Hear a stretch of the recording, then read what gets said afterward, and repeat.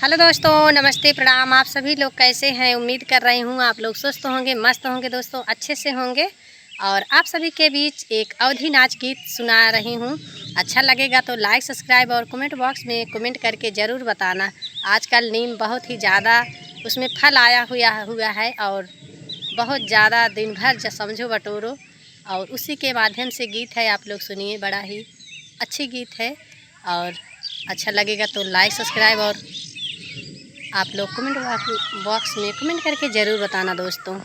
निमिया चूए बड़ी जोर हो, निमिया चूए बड़ी जोर हो, दुआरा के मोरे बहार। निमिया चूई बड़ी जोर हो, दुआरा के मोरे बहार। के न बहारई हो, के न बहारई, के न बहारई हो, के न बहारई। निमिया चूए बड़ी जोर हो, दुआरा के मोरे बहारई। सासू मोरे बहारई, ससुरु मोरे बहारई, सासू मोरी बहारई, ससुरु मोरी बहारई। हमारी कलाई कमजोर हो, दुआरा के मोरे बहार। हमारी कलाई कमजोर हो, दुआरा के मोरे बहार। निमिया झरई बड़ी जोर हो, दुआरा के मोरे बहार।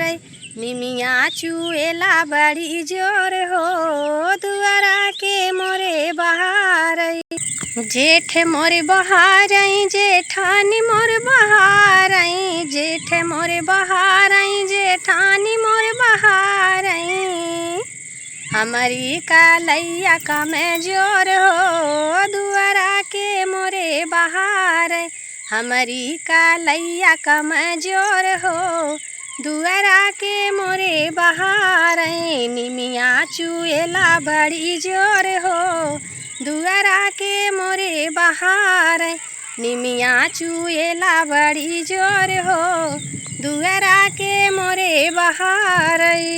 देवर मोरे बहारई, देवरानी बहारई, देवर मोरे बहारई, देवरानी मोरे बहारई।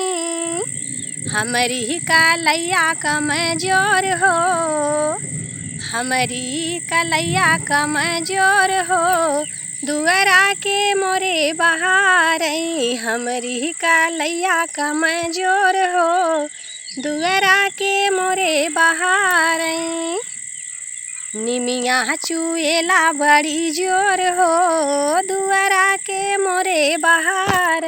निमिया चुएला बड़ी जोर हो, दुआरा के मोरे बहार।